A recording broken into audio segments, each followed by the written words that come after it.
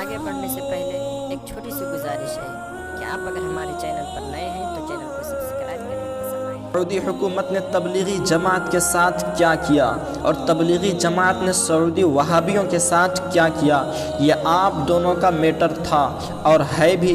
आपको चाहिए था कि सिर्फ अपनी बात करते, मगर आपने हम अहले सुन्नत का जिस अंदाज में ज़िक्र किया, उस तहक़ीरी रवैये ने मुझे दो बात कहने पर मजबूर कर दिया।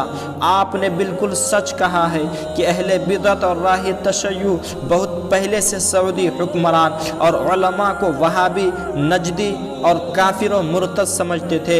ये बात 100% हक और दुरुस्त है, क्योंकि इस्लामी अकायद व नज़रियात से फिरने वाला, अल्लाह और रसूल के तौहीन करने वाला, चाहे वो तख्त व ताज का मालिक हो या नानो शबीना का मुहताज, कोई बोरिया नशी, इस्लामी शरीयत की रूह से वो ज़रूर काफिर व मुर्तद है। मगर आपका इहानत आमेज़ अंदाज हमें ज़ख्मी कर गया। आज सऊदी हुकूमत ने जब आप लोगों को धुतकारा और तबलीगी जमात को अमन और शांति के लिए ख़तरा करार दिया, तो आप सबको सऊदी बुरे लगने लगे और अलग अलग मज़ामीन लिख कर उन सऊदियों को आज लान तान किया जा रहा है। वरना कल तक यही सऊदी हुक्मरां जब मज़ारात सहाबा, मौलूदुन नबी और दर्जनों भर मस्जिदों को तोड़कर खाक में मिला रहे थे, तो आप लोगों को बड़ा मज़ा आ रहा था। सारी दुनिया में कोहराम मचा हुआ था, मुसलमानों के कलेजे छन्नी हो रहे थे, मगर तबलीगी जमात के सरबराहों के यहाँ जश्न बहारों का मंजर था, खुशियाँ मनाई जा रही थी, इस्लाम के गद्दार सऊदी लीडरों को मुबारकबादी पेश की जा रही थी। कासिम साहब, मैंने कोई इल्ज़ाम नहीं लगाया, बल्कि तारीख़ी आईना पेश किया। यकीन ना आए तो ये चंद शवाहिद कड़वा घोट समझकर पी लीजिए। राहिल नामी एक मुस्लिम खातून ज़दुस सबील नाम की एक किताब तरतीब दी। उसमें लिखा, जिस वक्त मैंने सफ़रनामा लिखा था तो शरीफ हुसैन का दौरा था, जिसने अहले हदीस की मिट्टी ख़राब की थी, और अब इब्ने सऊद रंग ला रहे हैं। उन्होंने हनफियों को शिकस्त देने के ख़याल से तौक़ीर इस्लाम को मिटाने का तहिया कर लिया। कैसी अफसोस की बात है कि तमाम निशानात बुजुर्गाने दीन के नाबूद कर दिए। यहाँ तक कि सरवर कायनात सल्लल्लाहु तआला अलैहि वसल्लम की पैदाइश की जगह को मिसमार कर दिया। उस खुदा के बंदे के दिल में खौफ खुदा न आया कि अपने रहबर उस मकाम मुतबर्रिक के पामाल करने से क्या दुनिया में सरसब्ज रहेंगे? हरगिज़ नहीं। ये गालिबन 1955 की बात है। खिलाफत कमेटी की ये रिपोर्ट भी पढ़ लीजिए। मक्का में जन्नतुल मुअल्ला के मज़ारात शहीद कर दिए गए। मौलूदुन नबी, जिस मकान में सरकार दो जहां सल्लल्लाहु तआला अलैहि वसल्लम की विलादत हुई थी, तोड़ दिया गया। लेकिन नजदी हुकूमत ने यकीन दिलाया कि मदीने के मज़ारात मुअत्तिर के साथ ये सलूक नहीं किया जाएगा। बावसूख ज़राई से इत्तला मौसूल हुई कि वहाबियों ने मदीना पर हमला शुरू कर दिया, जिससे मस्जिद नबी के कुबे को जिसमें रसूलुल्लाह सल्लल्लाहु अलैहि वसल्लम की कब्र है, सदमा पहुंचा और सैयदना हमज़ा की मस्जिद शहीद कर दी गई। रिपोर्ट खिलाफत कमेटी सफ़ा 30।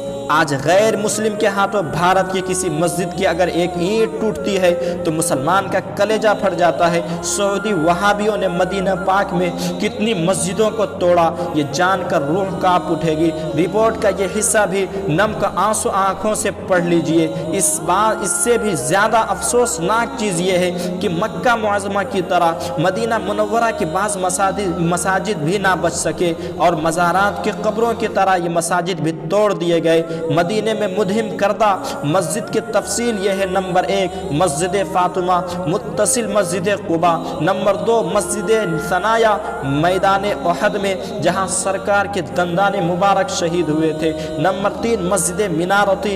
नंबर 4 मस्जिद माइदा, जहां सूरतुल माइदा नाजिल हुई थी। नंबर 5 मस्जिद इजाबा, जहां सरकार की एक निहायत अहम दुआ कबूल हुई थी।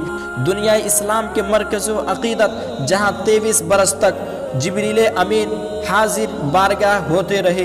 آج بھی جہاں 70 ہزار فرشتے صبح و شام سلامی دینے کے لیے اترتے ہیں، اس حرم محترم پر وہابیوں نے ظلم و استبداد کی جو تاریخ رقم کی، اس پر قیامت تک مسلمان خون کے آنسو روتے رہیں گے۔ مگر بھارت کے دیوبندیوں نے ایسی کافرانہ حرکتوں پر ان وہابیوں کو مبارکباد پیش کی ہے اور ان کے شرمناک حرکتوں پر شاباشی دی ہے۔ ملاحظہ ہو جمیعت العلماء ہند کا سپاس نامہ خاص حجاز مقدس کے سلسلے میں جب جلالت الملک سلطان عبدالعزیز ابن سعود رحمہ اللہ نے فاتحانہ اقدام کیا تو جمیعت العلماء ہند ہی وہ جماعت تھی جس نے یورپین ڈپلومیسی کے خلاف اس کے اقدام کو حجاز مقدس کے لیے فعال سمجھا، نیک فعال سمجھا اور سلطان محروم کو مبارکباد پیش کی۔ پھر اپنے خصوصی نمائندوں کے ذریعے سلطان مرحوم کی خدمت میں مفید مشورے پیش کرتی رہی اور جمیعت العلماء کو فخر ہے کہ سلطان محروم نے اس کے مشوروں کو شرف قبولیت عطا فرمایا، جس سے مخالفین کی زبان بند ہوئی اور اصلاحی مقاصد بھی کامیاب ہوئے۔